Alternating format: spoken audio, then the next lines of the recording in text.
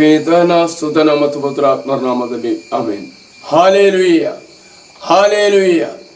ಯೇಸು ಸ್ವಾಮಿ ತನ್ನ ವಾಕ್ಯದ ಮುಖಾಂತರ ನಮ್ಮಲ್ಲಿ ಮಾತಾಡಲು ಈ ದಿನದಲ್ಲಿ ದೇವರು ನಮ್ಮನ್ನು ಅನುಗ್ರಹಿಸುತ್ತಾರೆ.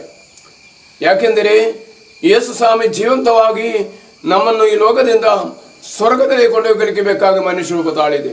ಅವರು ವಾಣಿಯಾಗಿದ್ದರು. ಆ ವಚನವನ್ನು ಮನುಷ್ಯನಾದಾಗ ನಮ್ಮೆಲ್ಲರ ಮಾನವ ಜೀವನವನ್ನ ಈ ಲೋಕದಿಂದ ಸ್ವರ್ಗದೆಡೆಗೆ ಸಾಗಲು ಆತ್ಮಸ್ವರೂಪಿಯಾಗಿ ಜೀವಿಸಲು ಕ್ರೈಸ್ತರನ್ನು ಪ್ರತ್ಯೇಕವಾಗಿ ಆರಿಸಿಕೊಂಡಿದ್ದಾರೆ. ಅವರ ಜೀವನವನ್ನ ದೇವರು ತನ್ನ ಜೀವನಕ್ಕೆ ಅನುಗುಣವಾಗಿ ನಡೆಸುವಾಗ ಅನೇಕರಿಗೆ ಸ್ವರ್ಗ ಸೌಭಾಗ್ಯವನ್ನು ದಯಪಾಲಿಸಲಿಕ್ಕೆ ಬೇಕಾದ ಹಕ್ಕು ಪಡೆದವರಾಗಿದೆ ಕ್ರೈಸ್ತರು.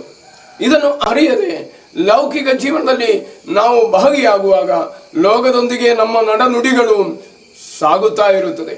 ಅದರಿಂದ ನಾವು ಬದಲಾವಣೆಯಾಗಲು ಯೇಸು ಸ್ವಾಮಿ ಆಸೆಪಟ್ಟದಾಗಿದೆ. ಮನುಷ್ಯ ರೂಪ ತಾಳಲಿಕ್ಕೆ ಬೇಕಾಗಿ ಕಾರಣವಾದದ್ದು ಆತ್ಮೀಯವಾದ ಜೀವನ ಈ ಲೋಕದಲ್ಲಿ ನಡೆಸಿ ಈ ಲೋಕವನ್ನು ಕೊನೆಗೊಳಿಸುವ ಸಮಯದಲ್ಲಿ ಈ ಲೋಕದಿಂದ ನಾವು ಸ್ವರ್ಗಕ್ಕೆ ಪ್ರಯಾಣಿಕರಾಗಬೇಕು ಎಂಬುದನ್ನು ಯೇಸು ಸ್ವಾಮಿ ಈ ಲೋಕಕ್ಕೆ ನಮ್ಮನ್ನು ಕಳಿಸಲಿಕ್ಕೆ ಕಾರಣವಾದದ್ದು. ಅದರಿಂದ ಜೀವನದ ಸಮಸ್ಯೆಗಳು ಬಂದೇ ಬರುತ್ತದೆ, ಅದಿದ್ದೇ ಇರುತ್ತದೆ. ಯಾಕೆಂದರೆ ಲೋಕದಲ್ಲಿ ನಾವು ಇರುವಾಗಲೆಲ್ಲ ಲೋಕದ ಜೀವನವನ್ನು ದೇವರೆಡೆಗೆ ಸಾಗಲು ನಮ್ಮ ಜೀವನವಾಗಿದೆ ಮಾದರಿಯಾಗಬೇಕಾದದ್ದು. ಅದಕ್ಕಾಗಿ ಈ ದಿನದಲ್ಲಿ ದೇವರ ಸನ್ನಿಧಿಯಲ್ಲಿ ಪ್ರಾರ್ಥಿಸೋಣ. ಯೇಸುವೆ, ನಿಮ್ಮ ವಚನದ ಆಳವಾದ ಅರ್ಥವನ್ನು ಗ್ರಹಿಸಲು ನನಗೆ ಬೇಕಾದ ಜ್ಞಾನವನ್ನು ದಯಪಾಲಿಸಿರಿ ಎಂದು ಪ್ರಾರ್ಥಿಸಿಕೊಳ್ಳೋಣ. ಅದಕ್ಕಾಗಿ ನಿಮ್ಮೆಲ್ಲರನ್ನು ದೇವರ ಹೇರಳವಾಗಿ ಆಶೀರ್ವದಿಸಿರಿ. ಲೋಕದಲ್ಲಿ ಸಮಸ್ಯೆಗಳು ಎದುರುಗೊಂಡಾಗಿರಬೇಕು ಕ್ರೈಸ್ತ ಜೀವನ ಮುನ್ನಡೆಸಬೇಕಾದದ್ದು.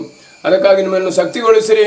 ಈ ವಾಕ್ಯಗಳನ್ನು ಎಲ್ಲರೂ ಅರಿಯುವಂತ ರೀತಿಯಲ್ಲಿ ನೀವು ಇದನ್ನು ಶೇರ್ ಮಾಡಿರಿ ಎಂದು ಬೇಡುತ್ತಾ ಪಿತನ ಸುತನ ಮತ್ತು ಪವಿತ್ರಾತ್ಮ ನಾಮದಲ್ಲಿ ಆಮೆನ್.